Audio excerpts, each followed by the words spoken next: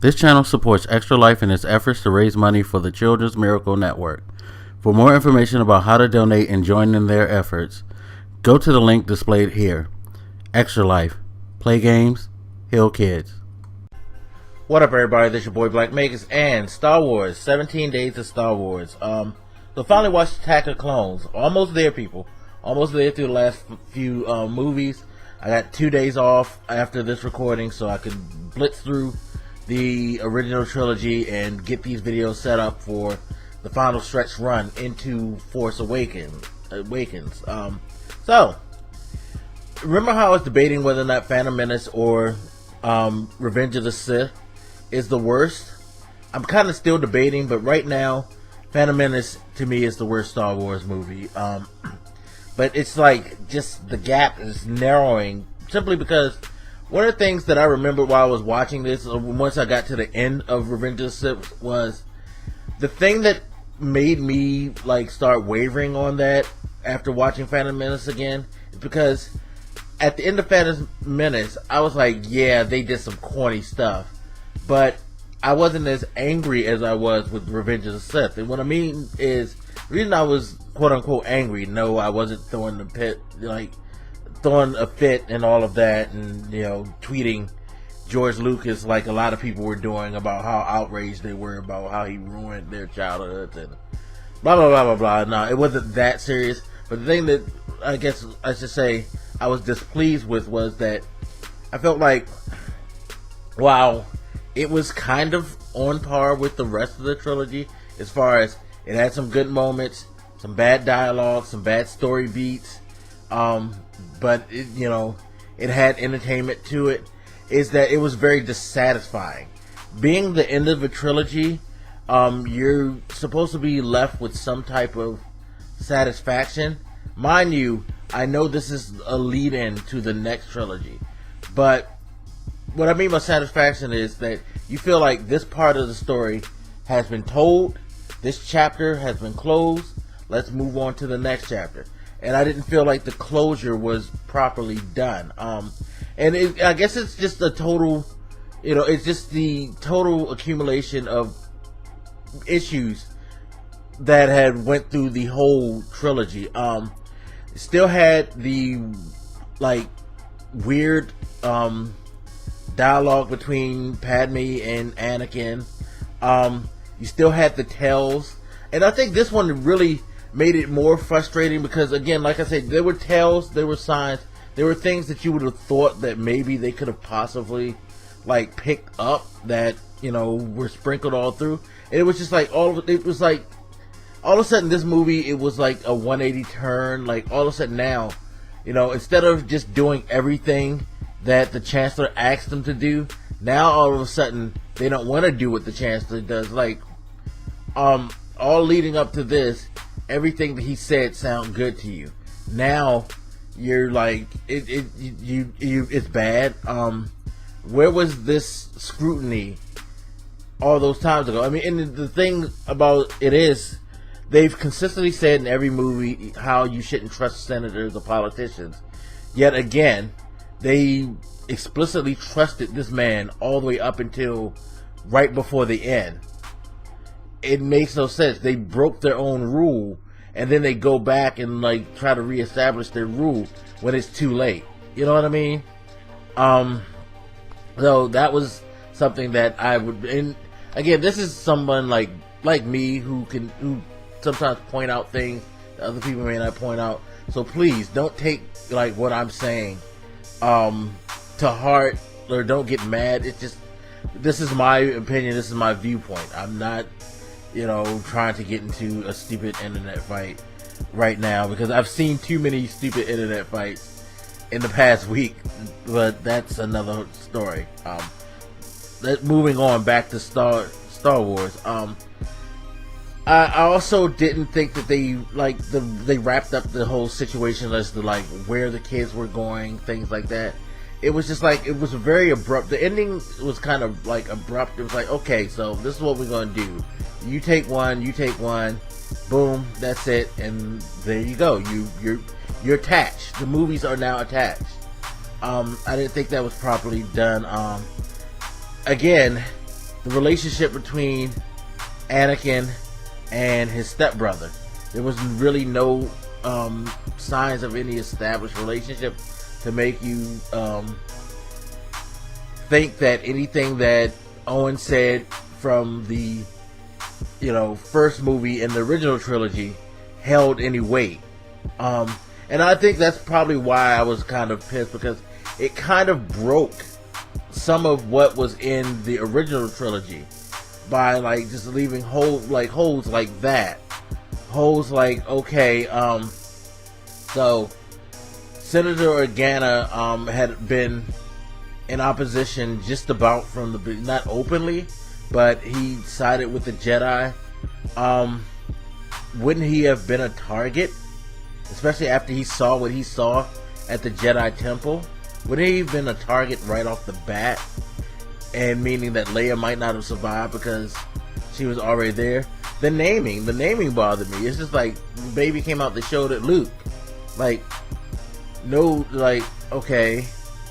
I mean, I guess that's me just nitpicking at this point, but it would have been a little bit nice if there was like some, I don't know. Did she ever clarify what she wanted to name her child? If I don't remember, because again, whenever the dialogue, I have to say this, the dialogue between Padme and Anakin, sometimes I would just blank out because I would just be like, oh my god, you guys, seriously. Like the whole thing when he was like, you're beautiful, and then she's like, oh, it's because I'm so in love. It's like, no, it's because I'm so in love. And it's like, really, y'all, really. It wasn't even like cute sappy. It was just disgusting sappy. So, yeah, I don't know. It's funny because I would think Attack of the Clones would be the worst. The way I rambled on there, I guess I rambled on there because that was supposed to be the bridge, and it's just, again, so many things that have gone on with the original trilogy. It's like they didn't bridge well. The middle part wasn't like, and I guess part of the problem too is like going back to the original. It's like you had a good start. New Hope by no means was like a total 100% masterpiece of any kind, but it was a great, a pretty solid start to a franchise. Empire Strikes Back, the bridge, that escalated it. That was just like, that put it like, for all you gamers, to put it in perspective, it was the Assassin's Creed 2 of the series. It was that game that just like made you go, damn, that's great. And Revenge, well, no, I take that back. Let's not use Assassin's Creed. Let's use the Uncharted trilogy is the best video game analogy. Is that the first one, it was solid start. There were problems, but for the most part, it got you engaged in the story. Second one was Uncharted 2, the one that everybody like, went through the roof for because of the action and things like that. And then Uncharted 3 would be Return of the Jedi, where, it probably had the more compelling story beats out of everything, but people probably take it down a notch because of the action may not have hit the mark that it did like it did in Empire. So it gets a little ding, but it's still a solid film, and it was a nice, satisfying end to unlike Uncharted, which I guess kind of breaks my analogy a little bit, but it did have a satisfying end as an added bonus to it. So yeah, I mean, again, these aren't horrible movies. I think our reactions over this when they originally released were because we were kind of caught up in the nostalgia type of feel. I can honestly say nostalgia was part of my ire, but looking at it now years later and from a more mature objective perspective, it wasn't a horrible trilogy, but it didn't do well for fitting in seamlessly into the already established universe. That's the risk when you try to make prequels. You have to make sure that when you do prequels, that it flows just as seamlessly as the original set flowed between each other. You're better off rebooting something than doing this, because he had problems all over the place. And another thing I think too is going back to my Industrial Magic and Light video, the uses of CG, the way he did in comparison to how they did effects in the other ones, it gave it a more unnatural feel than the original trilogy had. The original trilogy had a more natural feel. It was like the lightsaber battles were the most natural elements of those movies. Everything else kind of you could say felt fake. And good good CG should not make you feel that way, like, okay, I know definitely this is fake. Or at least the story should hold up enough to where you don't really care, because the story has engaged you to the point where you can set that aside. And I think it didn't either on either side. I think the CG was a little too overboard, with the exception of one thing. The one CG thing that, even though you could probably say it was kind of overboard, would be Yoda. I can't sit here and say I didn't love seeing Yoda go off, especially like in that one of the final fights before he got to the fight with Palpatine, which I wasn't really that impressed by the like one-on-one between Palpatine and Yoda. I honestly wasn't that impressed by any of Palpatine's engagement, including when he murked Mace. But the thing that was cool is that you just see Yoda just jumping all over, doing like all these flips, just taking out all these clones.